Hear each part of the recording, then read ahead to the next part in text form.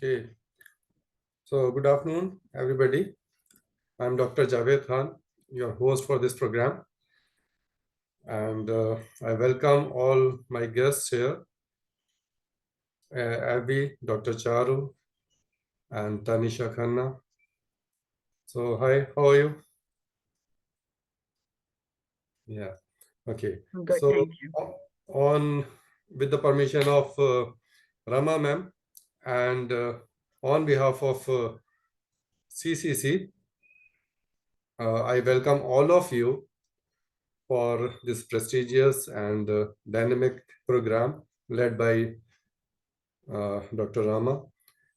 And here today we are going to celebrate our 14th November. 14th November is a quality day. 14th November has a special day, is a special day in India. It's Children's Day as well. And also it's our Prime Minister's uh, Jawaharlal Nehru's birthday today.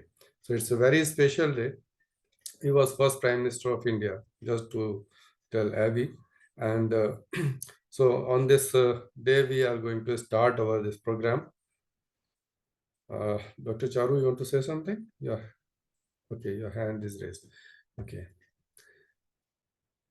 So let me introduce our guests here. Let me just share my PPT. Actually, I think it's Seema who also signed up from my name. Okay. Seema, you have raised your hand, I guess. Okay. I can just.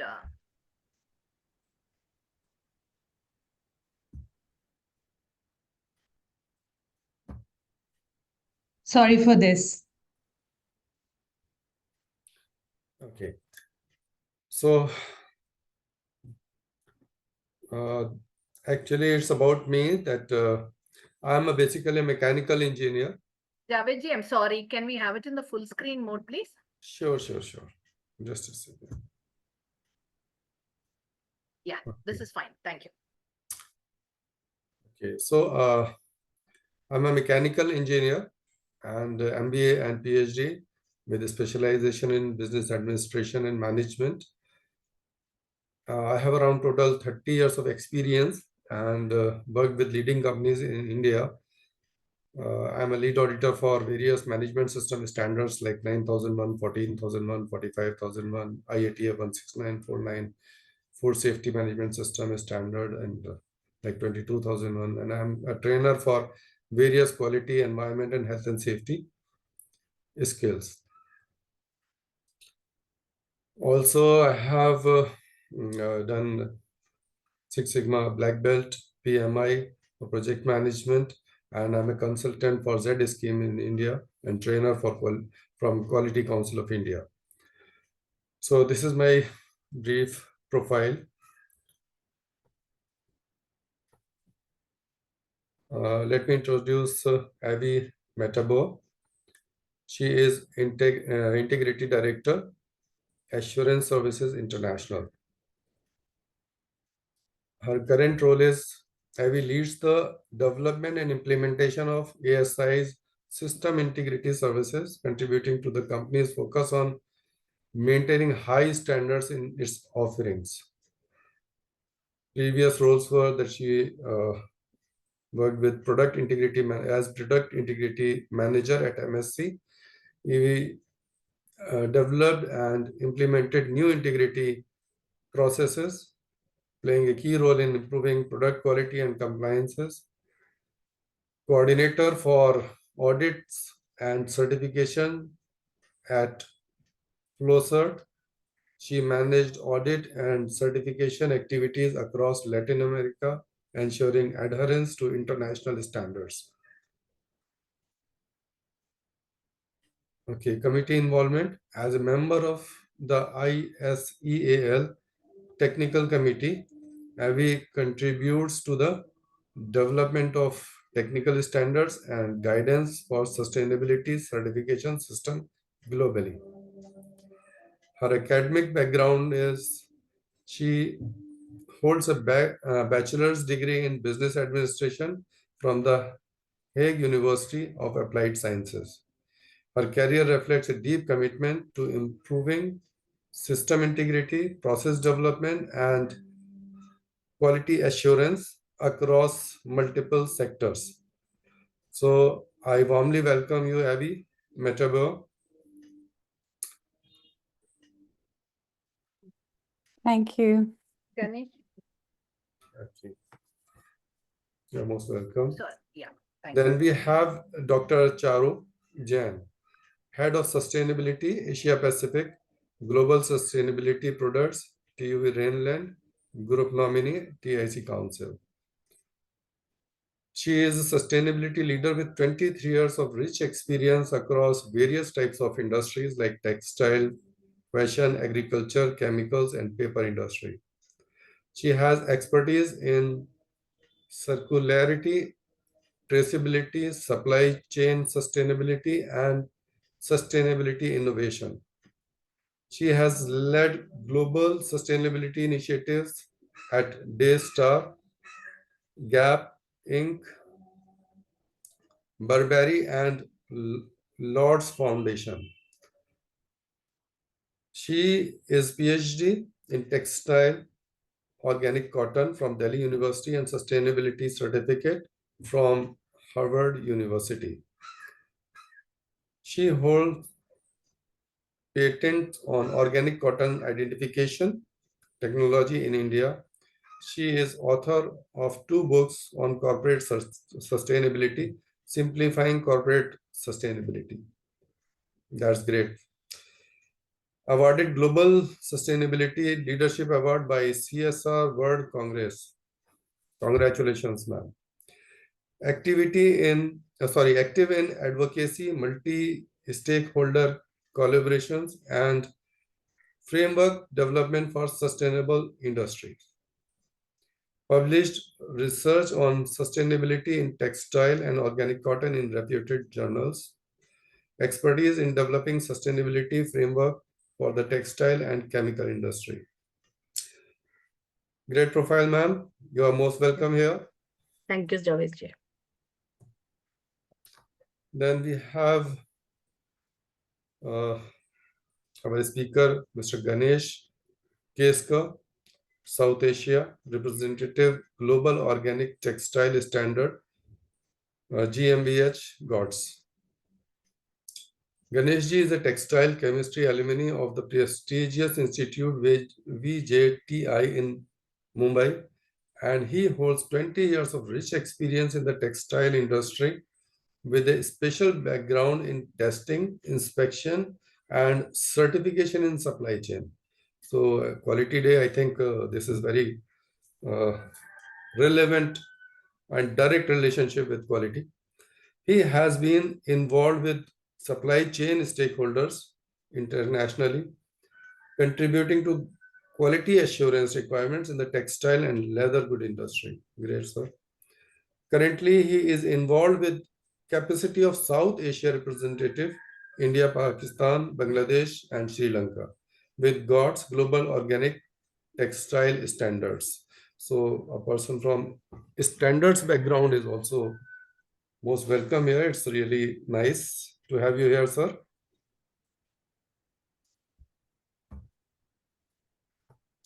Then, last but not the least, we have speaker Tanisha Khanna, ma'am. She is a leader, TMT, and co-head gaming practice Nishit Desai Associates. She is bachelor's degree law, University of London. Okay, so very nice. Regulations are also here. Associate Nishit Desai Associate and leader TMT and co-head gaming practice at Nishit Desai Associates. So Tanisha ma'am, you are also welcome here. I welcome all of you again on behalf of CCC, Management System Consultant Consortium of India. We are into actually various types of services. We are helping industries, we are helping consultants, newcomers, new startups with our programs with our skills, with our experience, and trying to build India as far as possible. So I welcome you again. So let us start the session. Ma'am, do you allow me to start it now? Yes, please. Okay. So, yes, Avi, ma'am. The Avi. first session is from Dr. Charu. Okay, sorry. Yeah, Dr. Charu. Yes, Dr. Charu. Please go ahead. Okay, so I would share my presentation on the screen then. Yeah, please. Okay.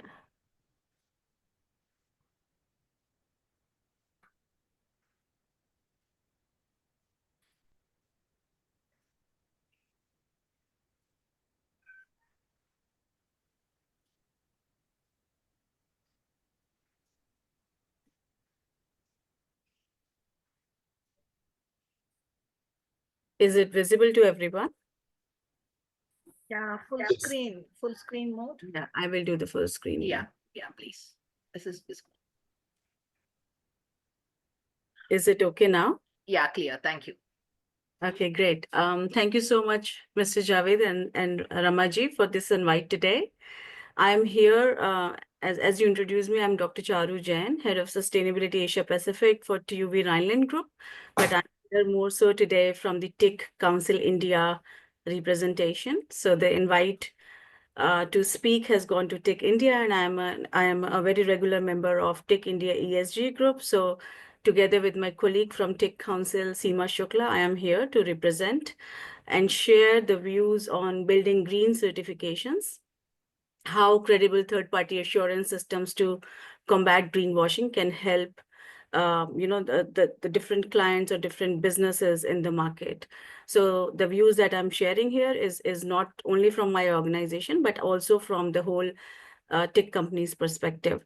But I am not sure if our audience today would understand what TIC means.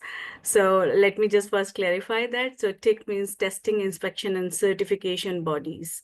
There are many organizations who help us to uh, provide assurance, testing, certification, and inspection, etc., facilities to different products and systems and management systems into this, on the products that we use or on the services that we use. And TIC Council India, a TIC Council is one that body which provides the independent voice of trust on these systems. So, of course, Seema, you are the best person for these slides, but I'm doing it on your behalf. TIC Council is not a very, it's not a very new organization. It's a very old organization. We have members, more than 100 member companies and organizations which are active is, there are more than 160 countries we are active, global presence in Brussels, Washington, DC, Shanghai, and Gurgaon. And that is why I work more closely with Seema, because I am also based in Gurgaon, right? And so important thing is that vision of TIC Council is very, very holistic in nature. We want to be recognized and trusted globally as a voice of independent testing, inspection, and certification body, right? So all the different inspection bodies or testing tech companies may be working independently for their businesses, but when it comes to verification, we have the similar goal, we have the similar voice. And important strategic objectives of the TIC Council is to do advocacy for a balanced and informed regulatory framework.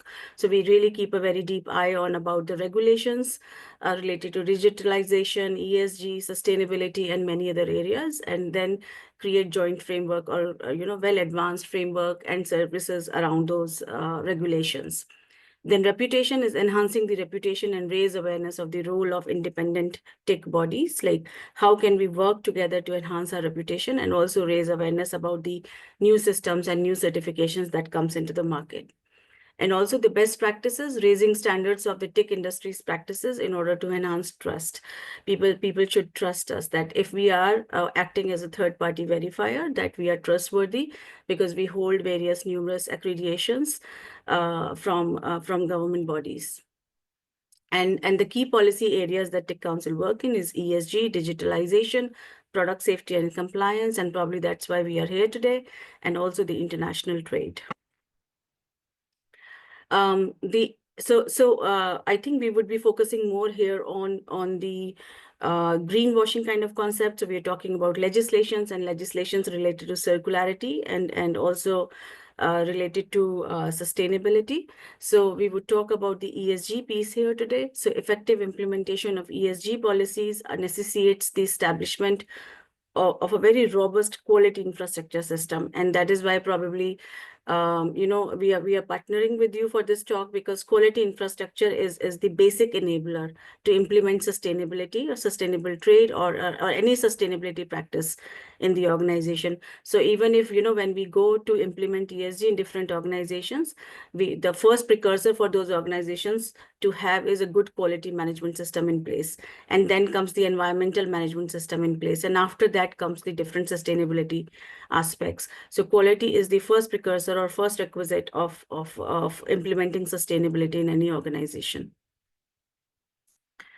So, now important thing is that ESG has various facets. ESG is also about, environmental and social governance reporting. It is also about helping the clients to achieve reduction in their carbon emissions, how they can verify towards the net zero strategies with standards like ISO 14067, 14044, PAS 2060, etc.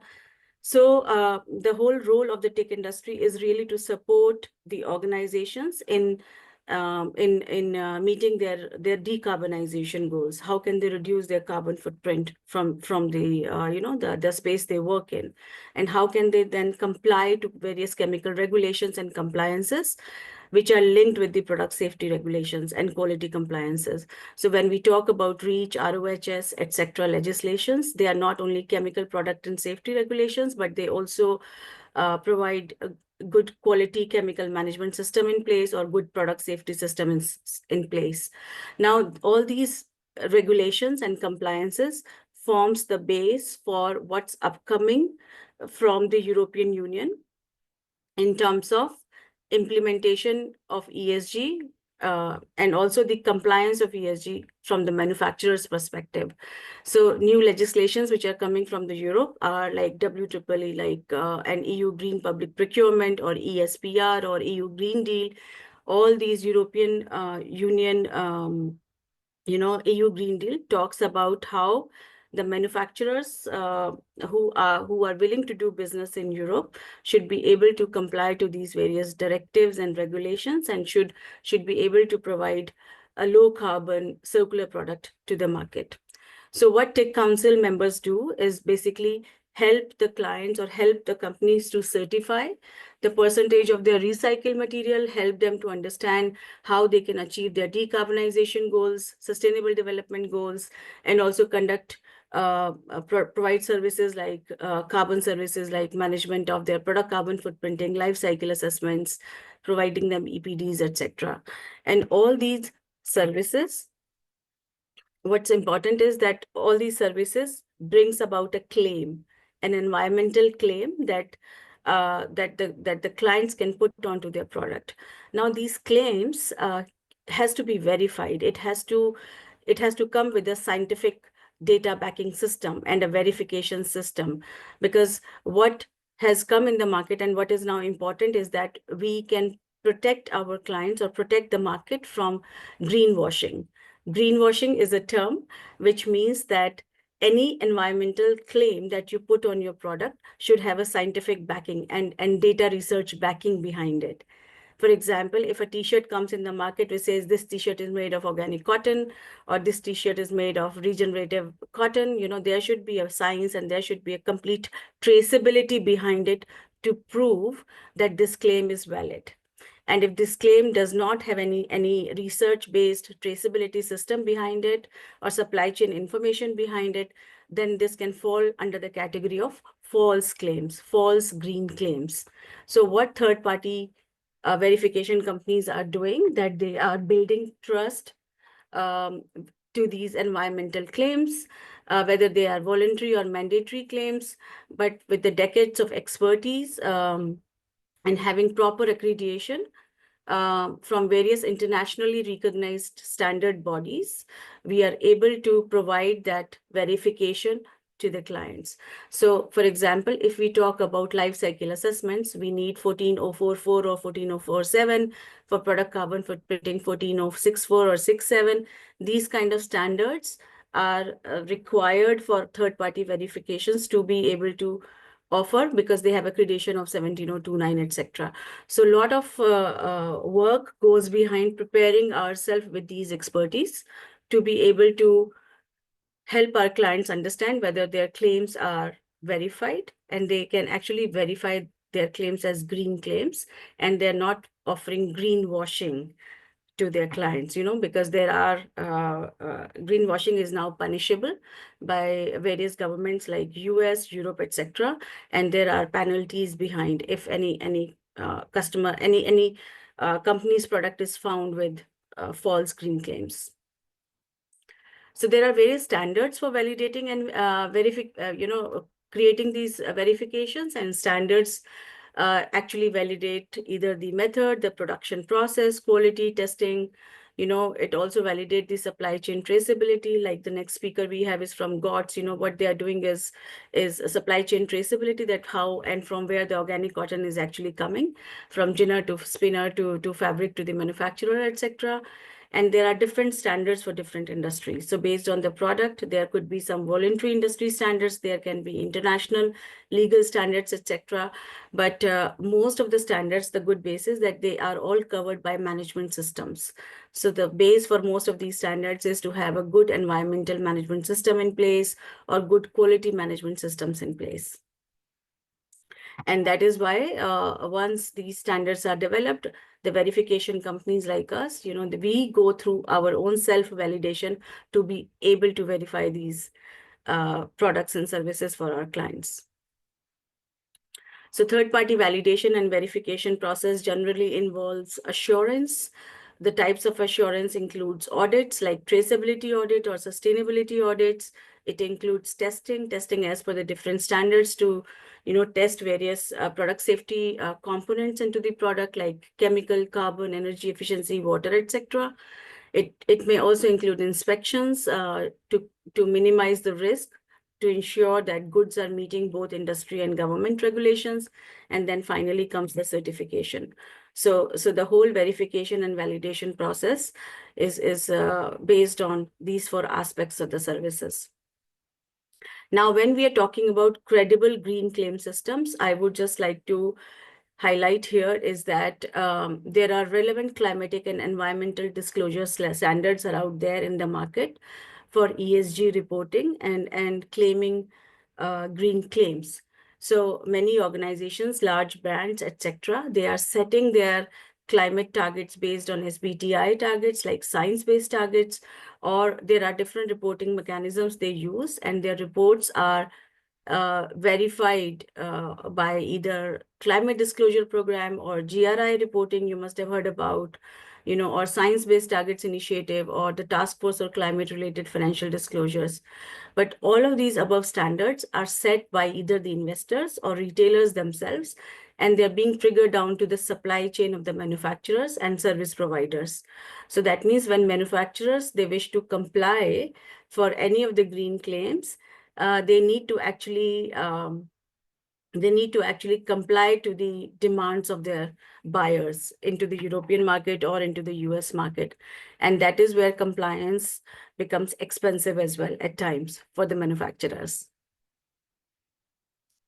There is also pressure of the legislations on the different manufacturers. The retailers are asking for different things, and regulations and taxations. There are various regulations which are coming from Europe and US, like corporate sustainability due diligence legislation, extended producers responsibility, green claims directive, chemical strategy, carbon tax, border mechanism, etc., which are putting a lot of pressure on the manufacturers to be able to decarbonize their supply chains and also bring compliance to their sustainability metrics. Now, this is something to take note for. There is a very novel legislative landscape of the European Union, which is coming into the market, which calls for very high level of compliance. The very first directive of EU Green Deal, which has already been passed, is GCD, the Green Claims Directive, which is Green Claims Directive is now applicable from January 2024 this year, which says that any green claims such as recycled content, recyclability, biodegradability, and content claims, or any carbon related claim that we say, okay, this product is made of low carbon content or only, emission of 2 tons of carbon emissions. So any such claim on the product it must be substantiated by providing a trusted, independent third-party report and COC, chain of custody compliance. So third-party verifiers have a big role to play in substantiating your green claims. Similarly, the other legislations are EUDR, like deforestation regulation, eco design for sustainable products, CSRD, ERP, and digital product passport. All these legislations are linking with each other, and they're all meant to say one thing, that anything that you are exporting to Europe or anything that enters into Europe should have a full traceability data management system behind it with full compliance on the papers. I would specifically just take another 2 minutes to talk about Green Claims Directive, since we are talking about credible claims here.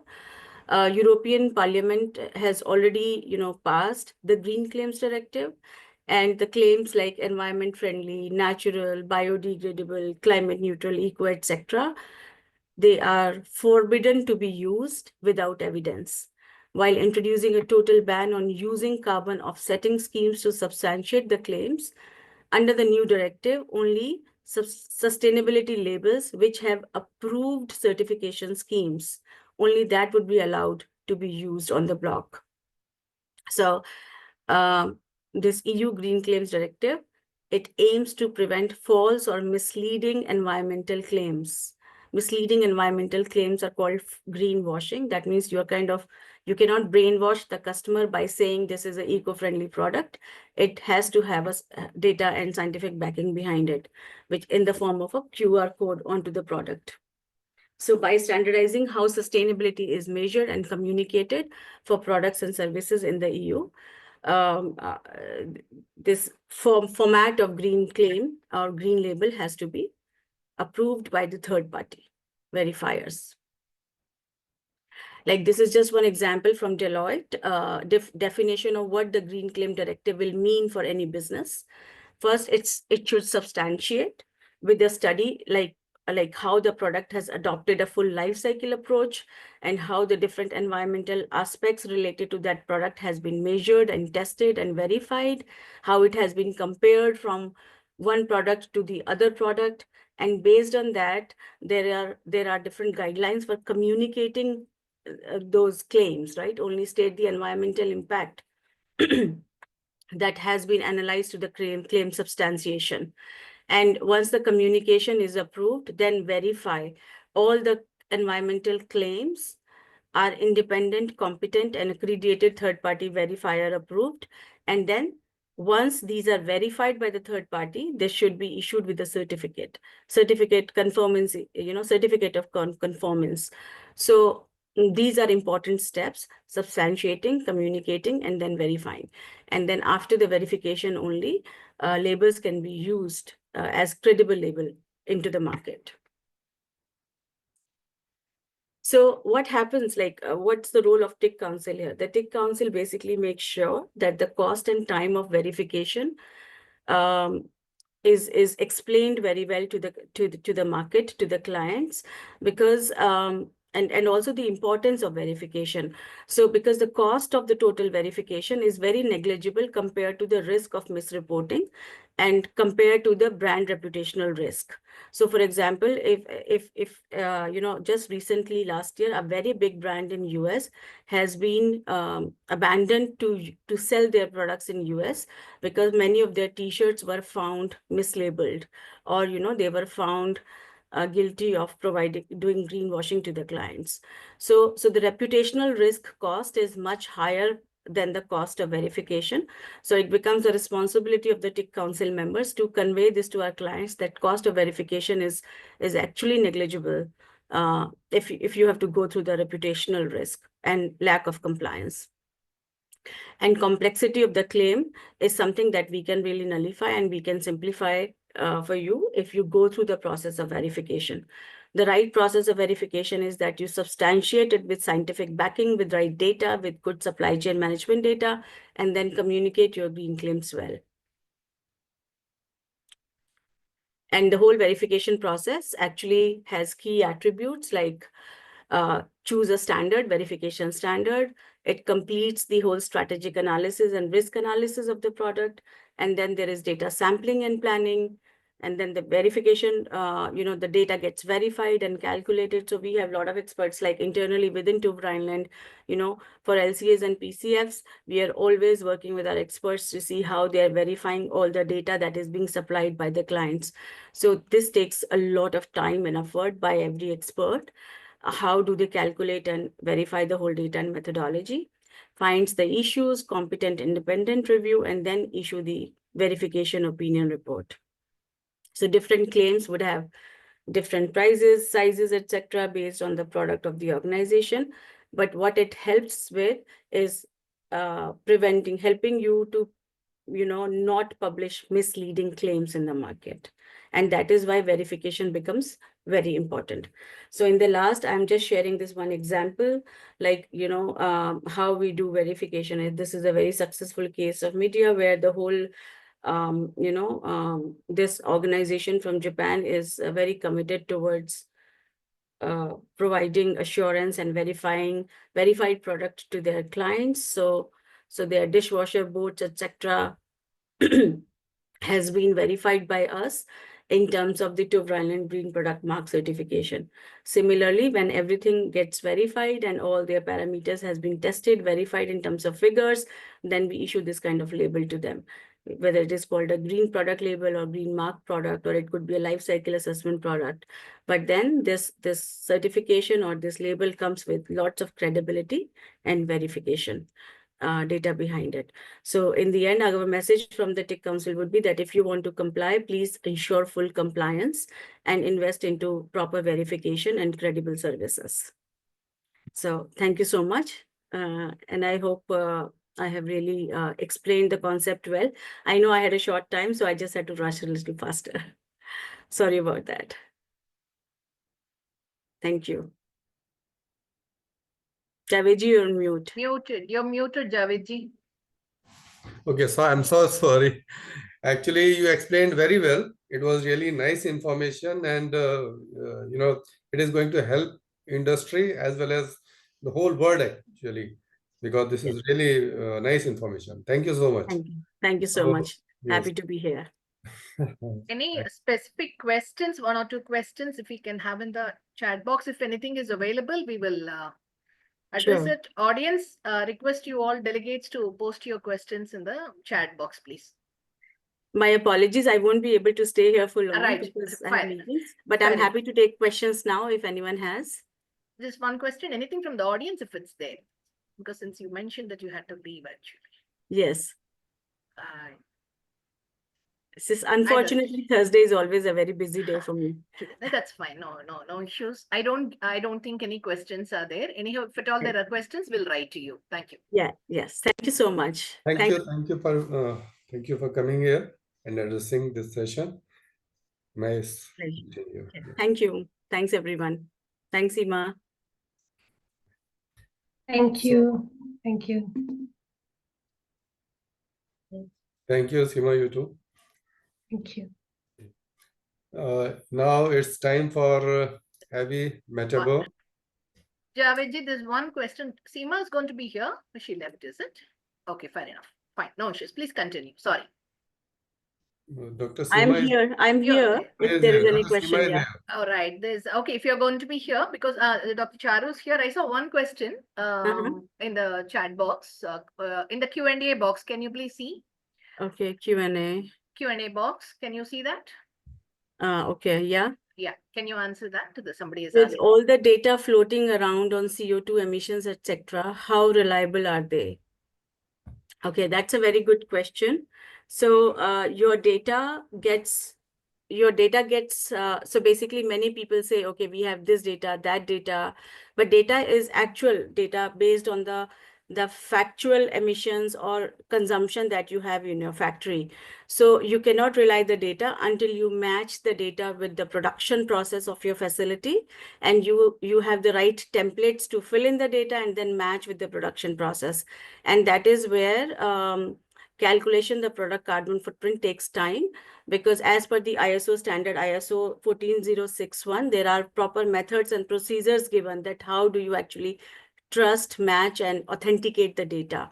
So do not trust the rough data. If anybody is providing you, the loose data in Excel files, you have to ask and validate the right documentation behind the data, like in terms of energy consumption, water consumption, bills, etc. And sometimes the on-site audits are also required to validate whether the data figures that has been provided to you are correct and it is matching with the right bills or right paper information. So yes, do not trust the data that is not coming with the proofs of substances behind it. Okay. Thank you, Jose, as well. Thank you, Dr. Javed.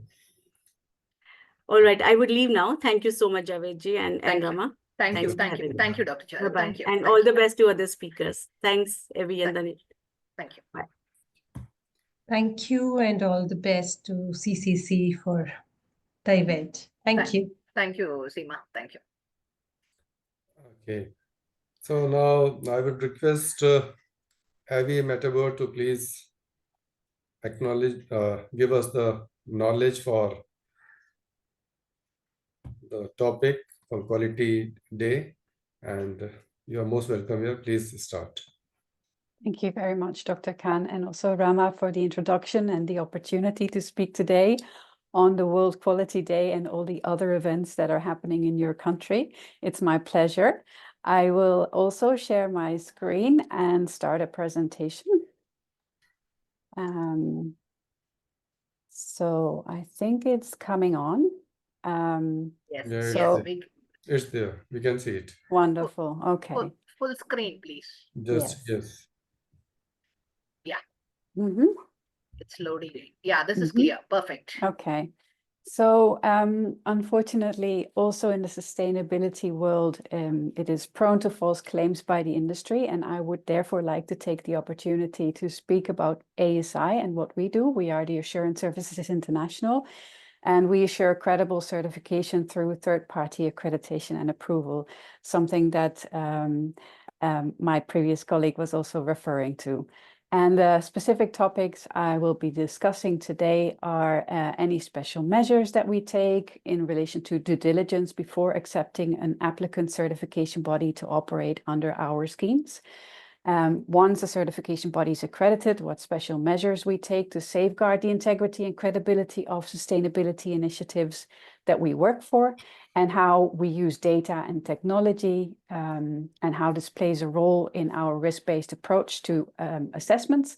And I will be presenting some figures of the type of sanctions that we give to certification bodies as well, and other actions that we have recommended to our clients or sustainability initiatives, such as the Forest Stewardship Council, to assure proper outcomes. But before I dive into those kind of details, I'd like to give you a brief introduction about ASI and what we do to give you a bit more context. So we are an international organization. We operate globally, and our vision is a world where sustainability claims are trustworthy. And our mission is to safeguard the credibility of sustainability initiatives by providing global assurance services. And our purpose is to enable and distinguish sustainability systems that drive positive environmental and social impact. So we work with international organizations that also have a claim, and most of them are promoting sustainable and social impact. And we are an international organization, as I said. Our head office is based in Bonn in Germany, and we provide global assurance to sustainability systems and initiatives. Our North America office is the international accreditation body for voluntary sustainability systems. And we also have an office in Kuala Lumpur in Malaysia that is acting as a regional office. And the red dots that you see on the screen are our local team members that operate from their house and do assessments in their countries.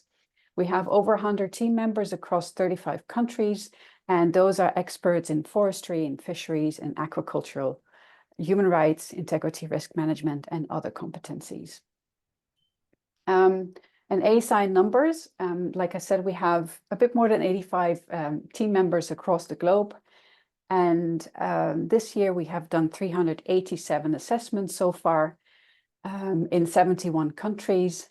And we have granted 107 accreditation to different certification bodies worldwide. Currently, we have 21 applicants for new accreditation, and many of those are in Southeast Asia. And we also have issued 14 new and renewal accreditations this year. And currently, we have one certification body that is suspended under one program. So what is it that we do? These are the different services that we offer to our clients, which are voluntary sustainability systems. One service offering is advisory. We develop and enhance assurance systems to voluntary sustainability systems. And we have an oversight service that is taking care of the accreditation and enhancing on-the-ground credibility for sustainability initiatives. Then we do integrity risk management. That is my unit. That's the unit that I take care of, which is where we identify integrity risks and trends in supply chains and guiding risk-based oversight planning and enhanced compliance. And then last but not least, we have a knowledge hub where we offer in-person training and interactive e-learning on, for instance, ISO requirements, on stakeholder engagement, social auditing, and many others. Oversight so far is our largest service offering, and with almost 20 years of experience. Then these are some of the voluntary sustainability standards that we work for, particularly on accreditation and oversight. We work with the Forest Stewardship Council and with the RSPO, which is the Roundtable on Sustainable Palm Oil. ASC is the Aquaculture Stewardship Council, and MSC is the Marine Stewardship Council. Other than that, we work with many other voluntary sustainability systems across the globe. The four programs that you see here on the screen are predominantly working on the basis of ISO 17065, which is our product certification standard. So before we enter into an agreement with a certification body and accept them for application, we conduct a certification body applicant due diligence assessment, which is focusing on the following areas. We look into whether they are a legal entity. We look into the company structure and ownership. We verify whether they have any sanctioned unique beneficial owners. Then we also look into the relationship with other organizations that may result in conflict of interest. We also look into whether any of the owners are politically exposed persons. We look into whether they have filed bankruptcy and whether there are any legal challenges in relation to fraud, and whether the organization has existence of policy for ethical and business conduct. This is very important for us to do this type of analysis before we enter into a formal relationship with a certification body that then can issue certificates against, for instance, the Forest Stewardship Council. Then ASI oversight. Once a certification body applicant is formally accepted into our system and the due diligence review was positive, then we enter into formal accreditation and approval process. In box 1, you see the traditional office and witness assessment that we would do of the certification body to check their quality and performance. And then box 2 is where we offer additional oversight, which is, for instance, a compliance assessment. And I should probably explain what this means, because it's not very typical for an accreditation body to do many of these. And this is basically to repeat the audit of the certification body and then to compare the results with the certification body to see if there are any shortcomings. We can also use the compliance assessments, which are on site, obviously, to really dive into a particular risk. So if there's a particular area on say, human rights violation or deforestation, we can use those compliance assessments to go to the certificate holder and really do a deep dive on the compliance at that level. Some of these assessments are unannounced, and we used enhanced data and monitoring to really understand what to focus on to ensure a thorough oversight. Then box 3 on integrity, which is going beyond usual assessments. We offer integrity risk management. We use data and other type of services to really do a deep dive into where the risks are occurring at a certificate holder level. And this is also guiding our assessment planning. Here we do, for instance, integrity investigations, supply chain mapping, full supply chain transaction verification investigations, and also incident management. Incident management is where reporters can come to us to report a potential wrongdoing, and we can use this as intelligence to also understand better where the risks are occurring in the supply chain. These are not necessarily complaints. Obviously, we also have a system for complaints handling, and that is following the complaints procedure. We also use GIS data, so this is geospatial data, and do analysis of, for instance, deforestation. That helps us also to guide our assessments and understand exactly where we need to operate. We use other sources of data that help us also in our integrity type work, such as traditional trade databases and stakeholder engagement.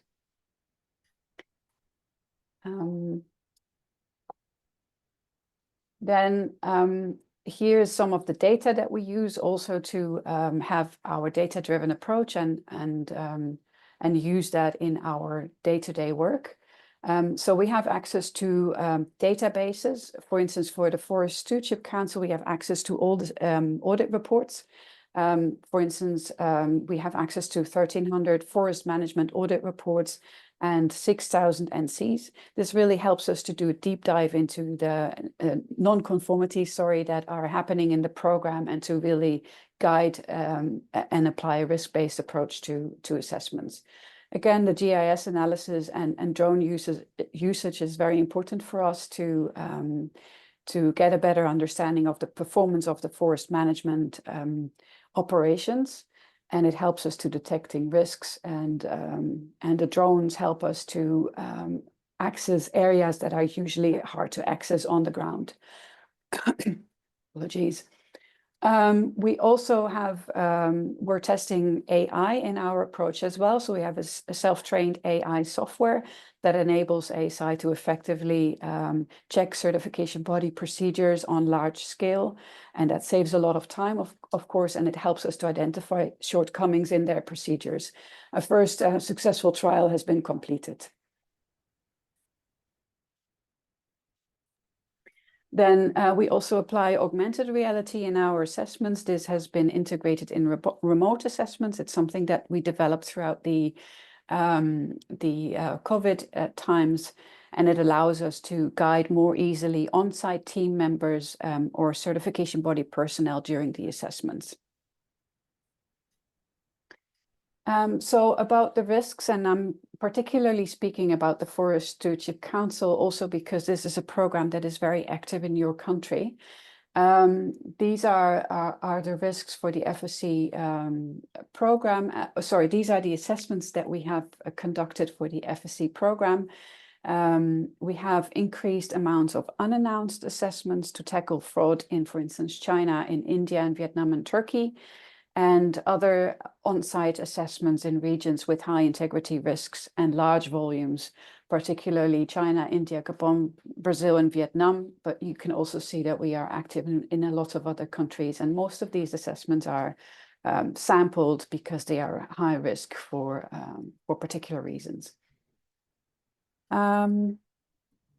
Then these are the type of actions that we have taken to certification bodies.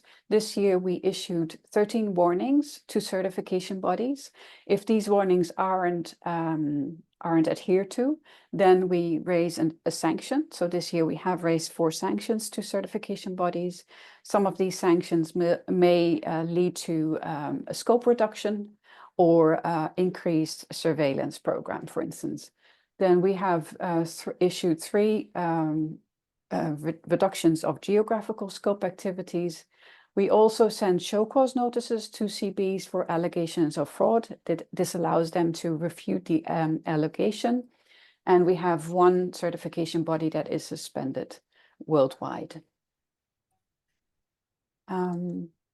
Then I'd also like to take a bit of time to do a deep dive on the integrity investigations that we are doing. Again, these are some examples. They are not assessments, but they are really specifically focusing on high-risk areas and topics. So one of them is the rights of indigenous peoples. These are a very important area for some of the programs that we work for. So ASI investigates how scheme owners' framework protects the rights of indigenous peoples in isolation, and how CBs in high-risk areas have made decisions based on these. As part of this investigation, we did stakeholder interviews, quite intense stakeholder interviews in the country, in person, and other on-site observations.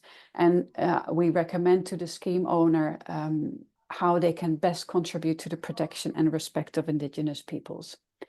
Then another investigation, for instance, is looking into birch plywood from Russia, because the FSC program particularly decided more than 2 years ago that Russian wood can no longer be sold with the FSC logo due to the Russian invasion into Ukraine. So there shouldn't be any Russian wood in the FSC supply chains, but there are a lot of allegations that this is still continuing. So we are doing a large-scale transaction verification analysis and supply chain mapping, where we ask all the actors to submit transaction data for a given period of time. And based on this data, we've found some mismatches and done some on-site investigation through unannounced compliance assessments, for instance, and we indeed found in some instances that Russian birch was on-site and sold as FSC.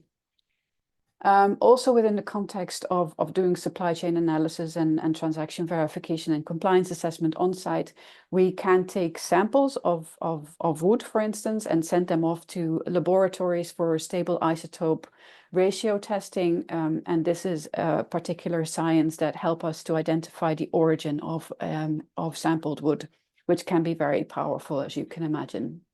Then the other investigation that is currently ongoing is about customary rights. This investigation is looking into why breaches of certification requirements related to indigenous people rights are happening in particular high-risk areas. Again, here we're doing intensive stakeholder interviews and desktop analysis, and a likely recommendation to the scheme owner or the voluntary sustainability system on how to improve their accreditation and certification standards. Then here are some investigations that we have completed this year. One is looking into the audit quality and integrity of a particular country, because we had received a lot of intelligence about some potential fraud in the system. And it's analyzing 4 particular scenarios. One is ghost audits. This is a scenario where audits appear to have taken place on paper, but in reality, they did not take place. Then on another scenario is the counterfeit certificates and illicit consultancy, and also empty certificates and hidden sales. These are situations where a certificate holder it claims to not be selling any FSC or other programs products, and therefore is subject to less scrutiny, but at the same time is abusing that clause and selling false products or false claims. Within this investigation, we used a lot of public and private databases. We were doing deep analysis of audit reports. We've done interviews with auditors and other stakeholders, and we also did transaction verification work within this context. This particular investigation was conducted in one high-risk country. Then the last investigation that I wanted to share with you is about the violation of workers' rights, which is also, again, very important for some of the programs that we work with. Here we did an analysis of impact on workers' rights requirements in a high-risk country through stakeholder interviews and unannounced compliance assessments, meaning that we came to the factories without any notice. And within the context of this work, one of the certification bodies voluntarily reduced the scope of that particular country because we found so many violations of the requirements. And one sanction was also issued to increase surveillance of the certification body. At the same time, we made a recommendation to the scheme owner to strengthen particular scheme requirements. So just to summarize, Dr. Khan, I'm almost finishing. Here are some of the outputs that we do and deliver to our clients, our voluntary sustainability standards. We recommend on how certification and accreditation standards can be improved through, for instance, a gap analysis. We sanction certification bodies in some instances. We also make recommendations on sanctions to certification bodies, to the scheme owner. And then we do increased calibration on high topics with auditors, for instance. I believe that that's my last slide. Yes, that's it. Okay, thank you so much, Avi. Very nice presentation, very nice information, very useful one. Yeah. So anybody having any question related to the topic?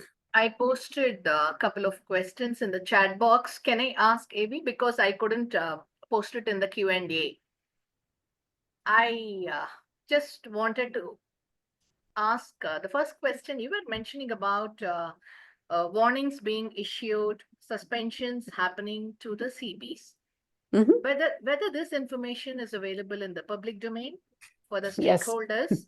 So where do we get that? Whether it is available in your website, so that we will reach out and try to find out. And the second question is, you were talking about your scheme owners. So who are all the scheme owners? Whether we can get that list also, because the scheme owners concept is something recent, only in the last few years, if I'm right, actually. Prior to that, the ABs and CBs a scenario, and then various schemes being launched, we get to hear about various scheme owners. Still, the marketplace is not aware of this concept. This is something what we picked up. Generally, they know about CBs mostly, the ones who issue the certificate. The industry stickiness is always with them. They don't even know much about the ABs.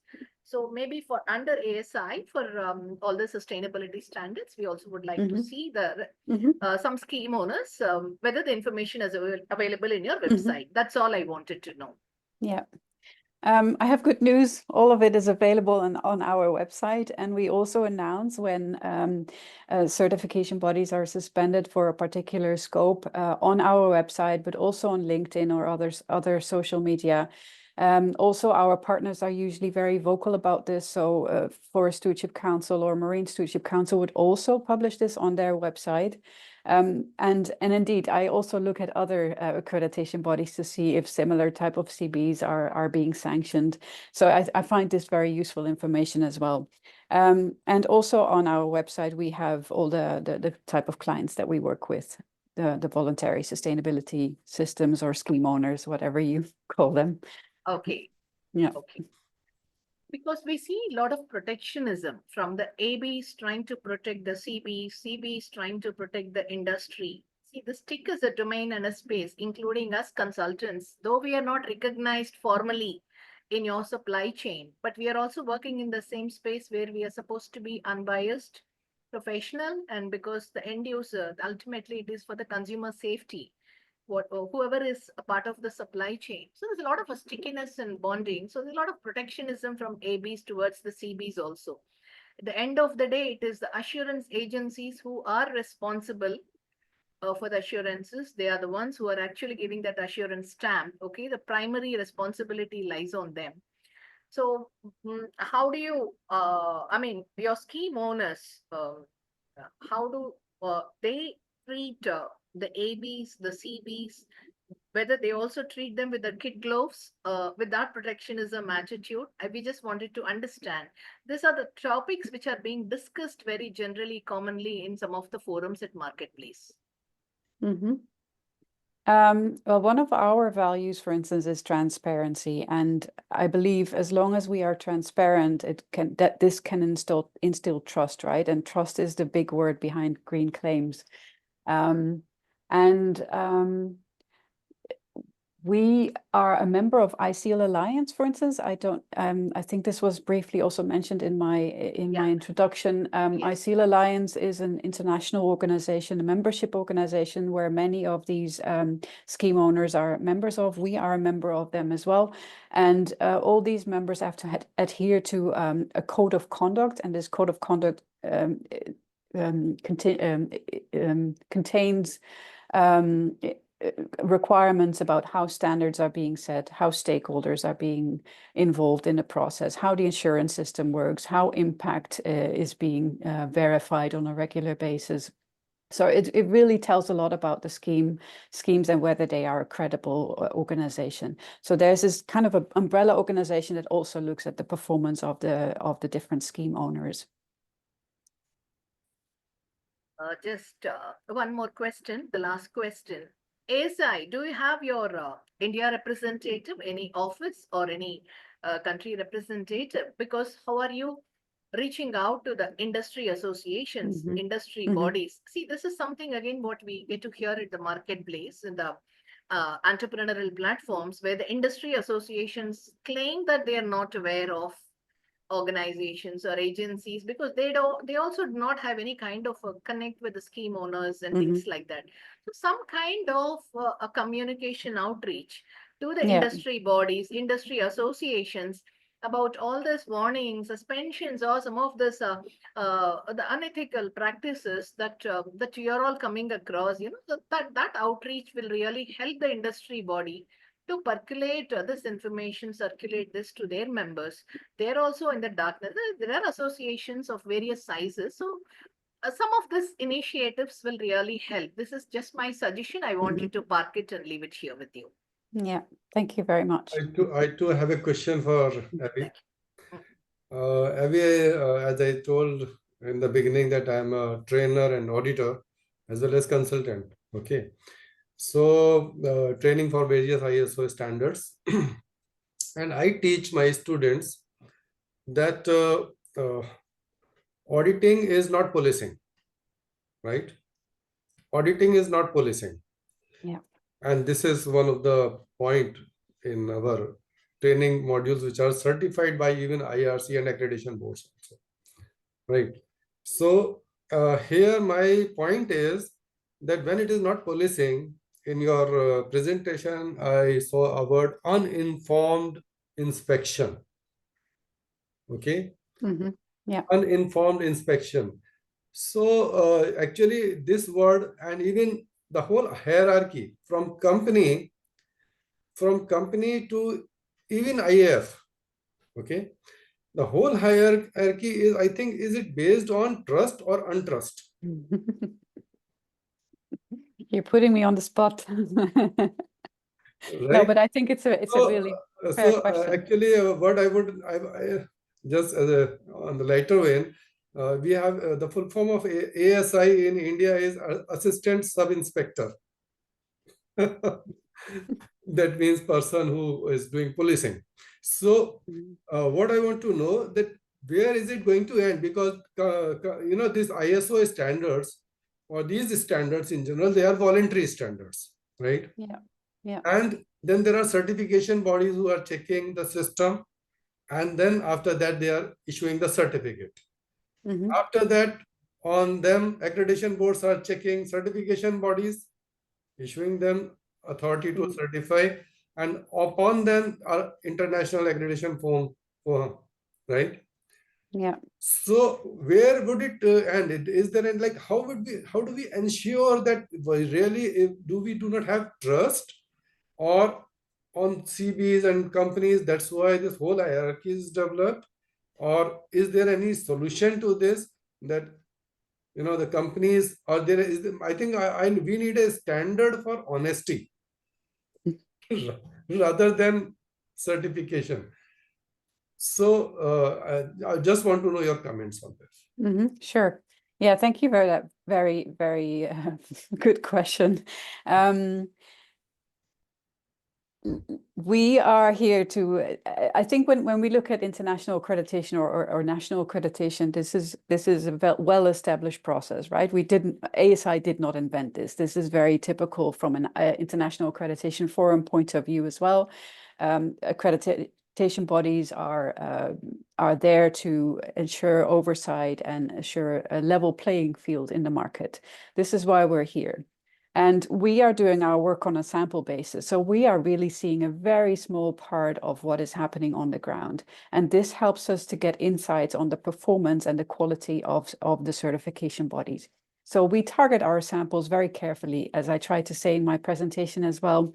We look at data, we look at input from stakeholders, we look at incident reports, we look at whistleblowers. They help us to target our assessments. And usually they are targeted really well because when we go on site, there's usually a problem. And that problem is there also to be talked about, right? We don't just raise an NC, we bring this to the wider group of certification bodies and say, we have a problem here. Can we calibrate on it? Can we make sure that this doesn't work, that this doesn't happen across the board? And also the certification body would be getting a non-conformity where they have to look into the cause and extent. They need to see whether this is a problem that is more widely in existence, or if it's just an incident, so to say. So yeah, I think it's very important that we do this kind of work to also give that assurance to our scheme owners that we work with and make sure that people and the customers trust the certification programs. Yeah. Thank you. I just wanted to add, Javed, I wanted to add only one suggestion. Please focus on doing some consumer education also. Okay, because what is happening is all these assurances, these are kind of B2B initiatives. But then the end user benefit is for the consumer, right? So that B2C education is actually, this is something like a B2B2C is what we call it as. So that education focus is not there from accreditation bodies. As I said, it's a world of protectionism is what we are seeing.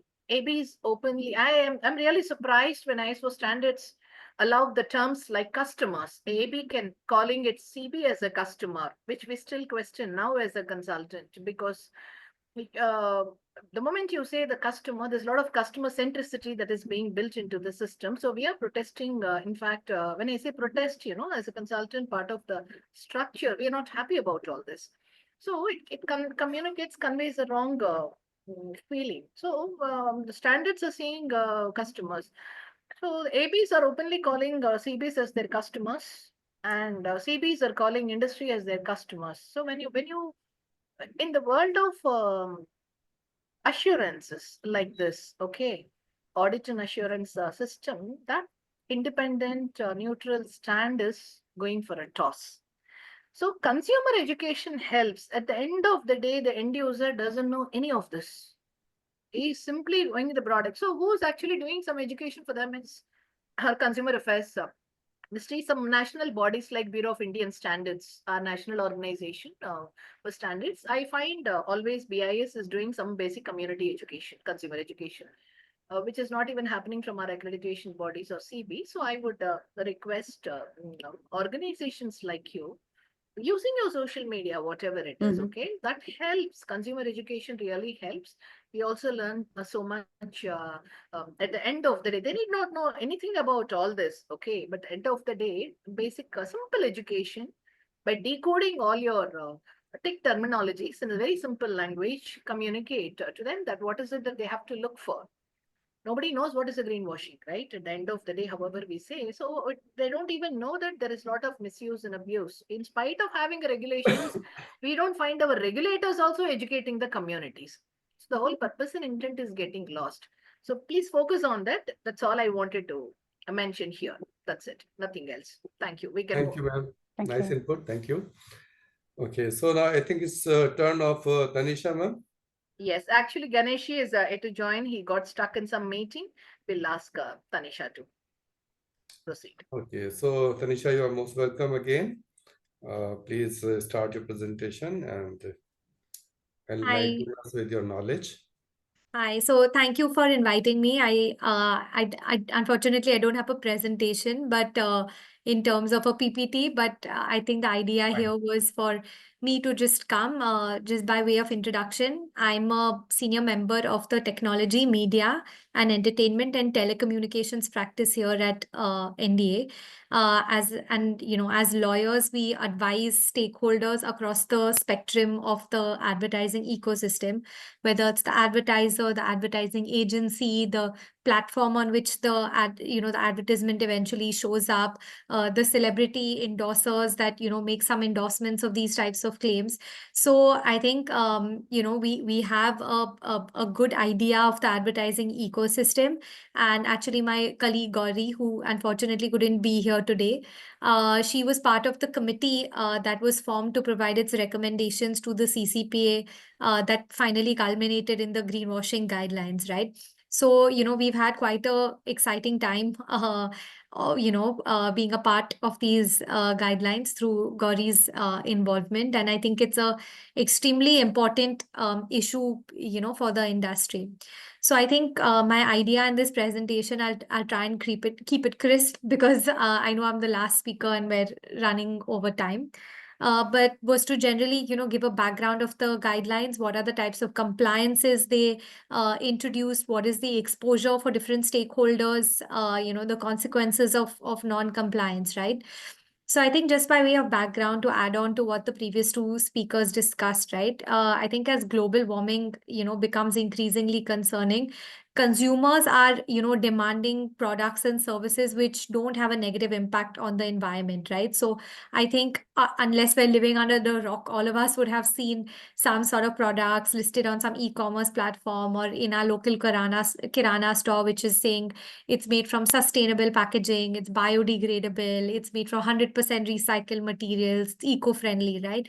Now, there's no check and balance. There was not really any check and balance to make sure that these claims were really truthful, right? So, just to, understand the terminology, when there is a claim which is being made, an environmental claim, which is false, which is misleading, which is not substantiated, not backed up by data, that is what amounts to greenwashing, right? And it's not a valid environmental claim. So to address this issue, recently in October, the Central Consumer Protection Authority came out with the guidelines for the prevention and regulation of greenwashing, right? So the purpose of these guidelines is to, is to ensure that advertisers are making true evidence-based claims when they make these sort of environmental claims, right? Now, just to sort of first discuss what is excluded, because there are certain things which are excluded from the ambit of the guidelines. So, obvious sort of hyperbole, puffery think classical example is, maybe those Amul ads with the girl that makes, certain jokes. Or if it's like a company mission statement, which is making general statements like, we are a sustainability driven organization and things like that, right? Which is not in relation to a particular product or services, those types of things are excluded from the greenwashing guidelines. In other words, that will not amount to greenwashing under these guidelines, right? Now, I think it's also important to appreciate that the movement in relation to greenwashing is not new. This is also not a new law. Back in February 2023, SEBI had actually come out with a circular for issuers of green debt securities, right? Which is essentially a type of investment instrument that funds projects which have a positive environmental impact, right? And these do's and don'ts essentially required issuers of these securities to avoid greenwashing. So in that context, there were requirements to make sure that funds are not the funds raised through these green bonds are not being used for any other activity. Again, no sort of misleading claims were being made in relation to, these green bonds. It's not that you could, there was a prohibition against sort of cherry picking research data to highlight certain green practices, right? So this, first really started with SEBI back in Feb 2023. Then, in January 2024, the ASCI, which is India's foremost self-regulatory body for advertisement, which is the Advertising Standards Council of India, right? They issued self-regulatory guidelines for its members, right? So what these guidelines require is that when such claims are being made, they are, supported by data.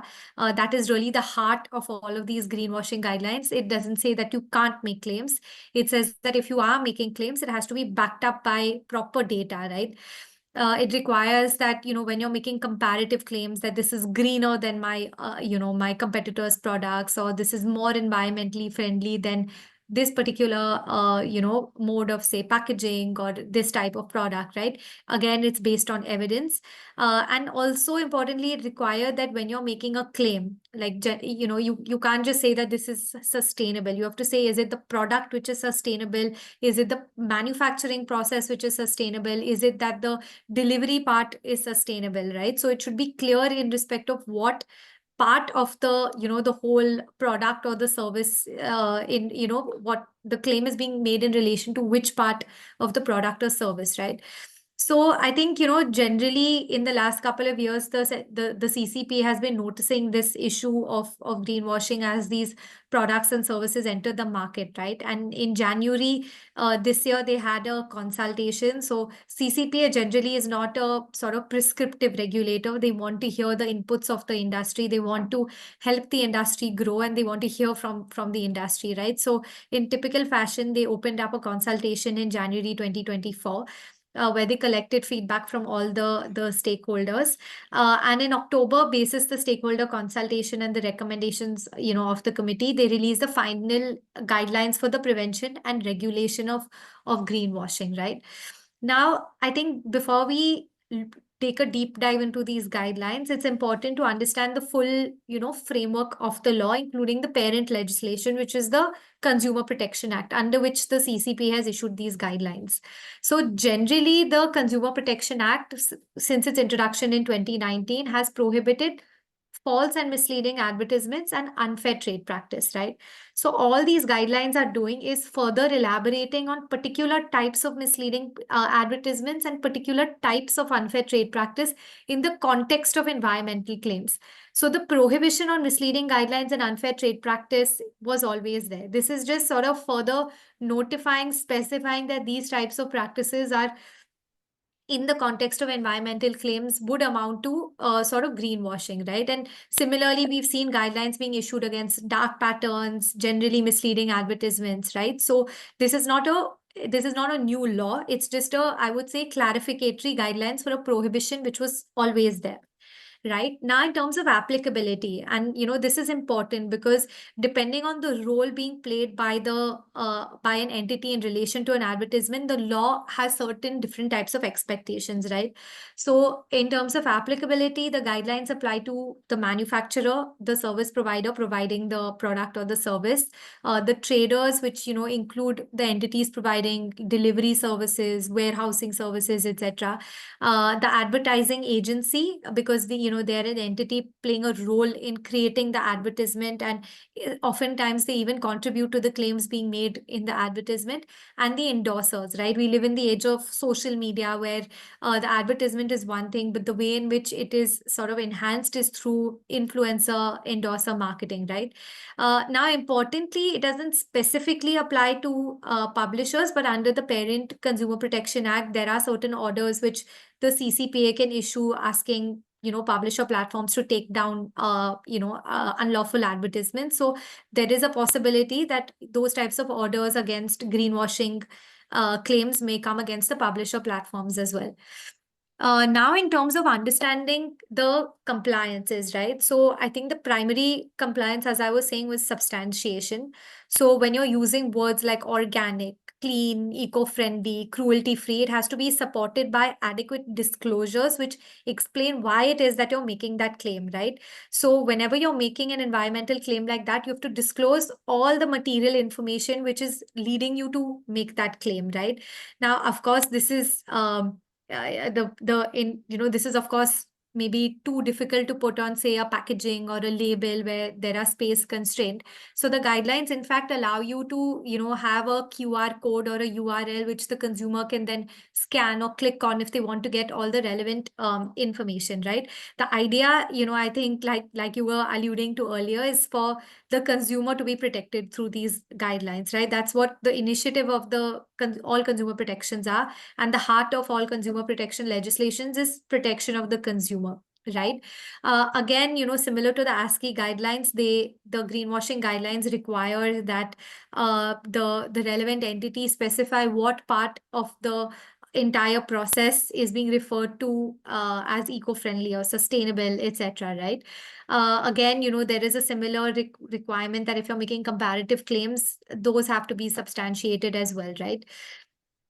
Now, like I was saying, the onus of compliance really depends on the role being played by the relevant organization and which is the entity which is making the claim, right? And depending on that, the businesses will have to evaluate whether they have any exposure under this law, whether they could be subject to any of the penalties, right? So the thumb rule is that the entity which is making the claim and undertaking that particular activity is the one which is required to comply, right? So, for example, if you're the manufacturer and you are the one making the claim, then you have to ensure that there is compliance with this law. This is important because when the manufacturer is entering into, say, suppose they're subcontracting part of their manufacturing processes, right, or outsourcing it to third parties, and they have to make sure that their contracts also pass down those relevant obligations down to the third parties. They have to have appropriate representation warranties, undertakings backed by indemnities from those third parties to make sure that if they are going ahead and making the claim of sustainability to the consumer, then it is backed up by even what their third party service providers are doing, right? Similarly, if you're a service provider, making a claim, and the definition of services is very wide under the law, right? Like if you're providing logistics, delivery, etc., you have to make sure that you have to make sure that the service is actually living up to the claim, right? Now, endorsers is very unique because the Act requires the endorser to carry out their own due diligence before making a claim and before supporting what the business is saying, right? So there is an independent obligation on the endorsers. Now, sometimes what platforms don't realize, right, is if they put up a listing for a particular product or a service, say on an e-commerce platform, right, and then they put up that label, platform's choice or trusted seller or something like that, right, or trusted claim. Actually, it could amount to the platform itself endorsing, that particular environmental claim, and they could be liable as a advertising agency under the law. So, depending on the the entity which is making the claim, endorsing the claim, the exposure would have to be examined on a case-to-case basis under the law, right? There can be various orders which are passed by the CPA as well as the Consumer Protection Commissions, orders to discontinue the relevant practice or to take down the advertisement. There are penalty provisions as well. Of course, if you don't comply with the orders of the CCPA, then you could be liable in terms of imprisonment and fines as well, right? So this is something which is a new law. We have not really seen any instances of enforcement as yet, but businesses should definitely, especially as they increasingly move towards sustainability and start making these types of claims, they should definitely be cognizant of the requirements under the Act and these guidelines and, definitely start working towards compliance. Finished? So that's all from me. I don't know if anyone has any questions. I'll hand it back over. Just thank you so much for the nice knowledge you shared with us. It's really awesome. I think There's some question in the Q&A box. yes, in the question box also. Q&A box. Yes. Somehow I'm only Oh, able to see the chat. oh, I don't know don't how. you see the Okay. Q&A? Okay, okay, I Yeah, do yeah, see Q&A. it. please. Yes, yes, How yes. do you regulate celebrity endorsement? Yeah. How are they accountable for promoting products which are not environmentally friendly, especially now that we have control on claims on labeling? So, great question. I think to answer this question, the guidelines, don't have anything specific. The guidelines just say it's applicable to endorsers as well. It's the act which prescribes the obligations of the celebrity, right? So, the act, has provisions which says that the celebrity or the endorser, which could even include an influencer, they are also equally responsible for the claims being made. So if there is a case of a misleading ad being made, even by a misleading claim being made by a celebrity or an endorser, there could be orders to discontinue or take down the relevant ad by the CCPA. There could be financial penalties which are imposed as well.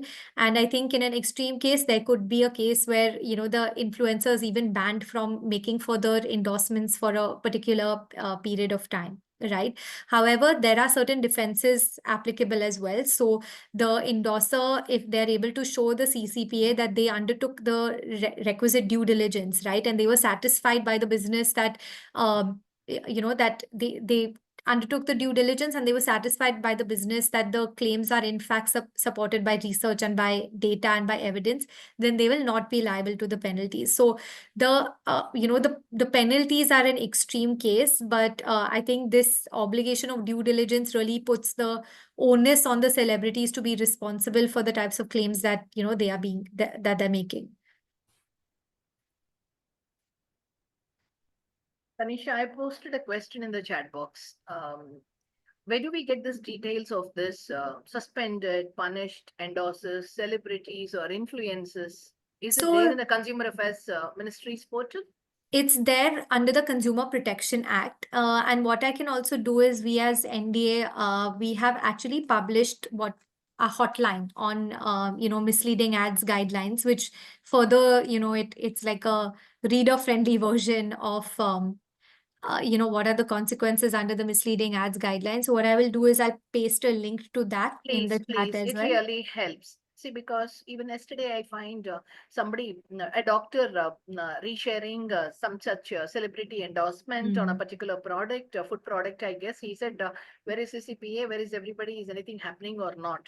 So, even on the social media handles, CCPA and all of them, they're all available. Easy tagging provisions. It is there. But then, no communication is happening from CCPA also regularly. So they need to publish more where the people can tag. Today, people don't have the time of, kind of writing mails and all that. People are tagging on social media. So Yeah. where they have to reach out and where it will look for suspensions and all that. Of course, as I said, regulations are being published, but no education is happening, unfortunately.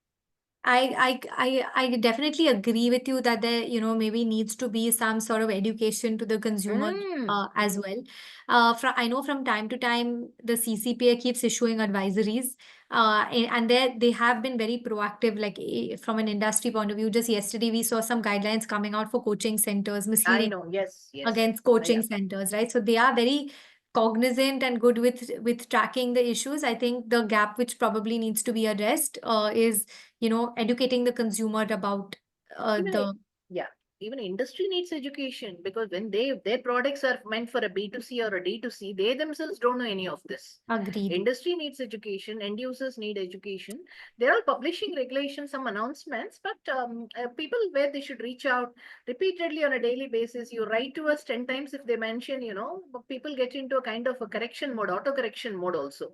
All the celebrities and influencers, nobody cares. Still the advertisements continue at the marketplace. So I know ASCII has some excellent resources in terms of, so for example, this due diligence that I just mentioned, right, about celebrities' due diligence. So they have excellent sort of features to, help celebrities with carrying out their due diligence and what they should be looking for and things like that. So the resources are out there. Definitely. And, but I completely agree with you that, maybe some focused industry sessions are what's required. This hotline is really interesting. Thank you so much. I'm just sharing it with all the stakeholders. All these things help at least we can visit your this thing regularly for all these updates. With your permission, we will even share it in our consultants forum. Yes, please do. We will do that because these are all educational pieces for us. So any questions to Tanisha from the audience? Any questions? People want to post, share questions? If nobody, Okay, fine. I think because actually Mr. Ganesh got stuck in some meeting today, and that's what he messaged. The meeting got extended, so he said he will join if he can join around 4:30 or 4:40. But I don't think he'll be participating. Let me I'm just checking whether he has messaged. So otherwise, if there are no questions from the audience, we can actually wind up the session also. Any questions? Can we get some updates in your website regularly, Tanisha? Or only hotline? This Absolutely. hotline link will do? We have a hotline coming up on specifically on the greenwashing guidelines, so I'll share it with you Yes, please, please, please. once it's out. And any such newsletters that you have from because I heard Gauri speaking about 2 years ago in one of those marketplace conversations. I don't know whether it is our session or some other industry session, which I was also there.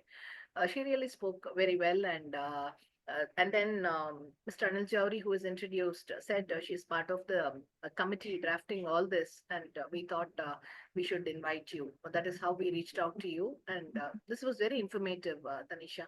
Whatever you have Thanks shared. for having So, me. this updates, any such newsletters and updates. So you please do can share with subscribe us. to our hotlines. Aha. That's where we That publish automatically. these. Any mail communications also we get through So the it hotline? comes as a regular mailer.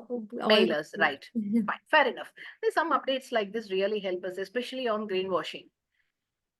And I saw somebody's hand being raised or a question. Just a second. Oh, I think by mistake. So if there are no questions, can we close the session with the closing remarks from Javed ji?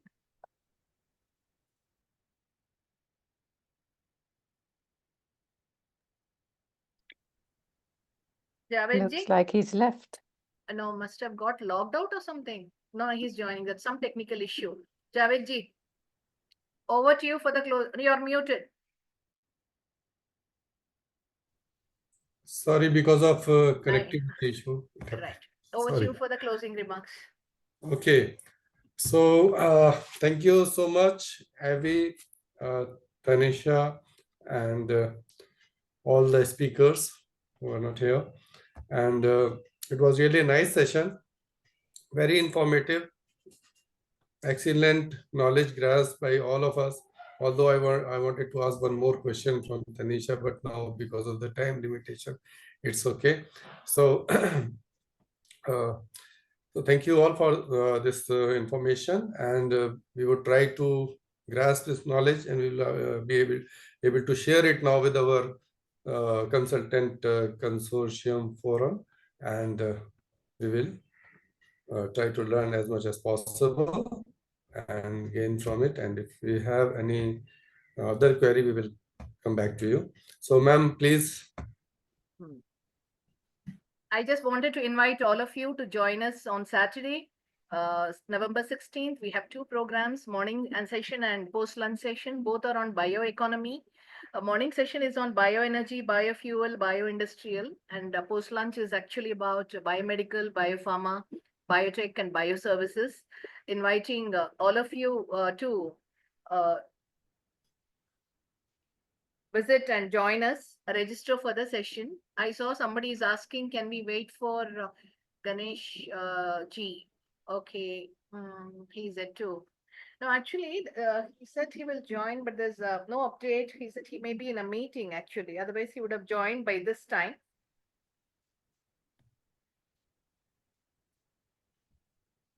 I will update him. I will involve him into some. I will engage him into the future sessions. So requesting you all to join us. We have the series till December 3rd, Tuesdays, Thursdays, and Saturdays. That's how you remember. Visit the website, event page. All upcoming sessions are updated till December 3rd we have. So bioeconomy is a policy in the country now. country is heading towards a lot of bio-based policies and environmental friendly products and services, climate change initiatives. Do join us and then register. All the session details will be uploaded in the webpage by tonight. So thank you so much once again. Thank you for joining. Thank you, ma'am, for organizing such a nice session. Thank you so much. And Thank you you, all the Evie. Thank you. participants. Thank you, Tanisha. Thank you, all the participants. Thank you so much. Pleasure. Bye-bye. Bye-bye. Bye-bye.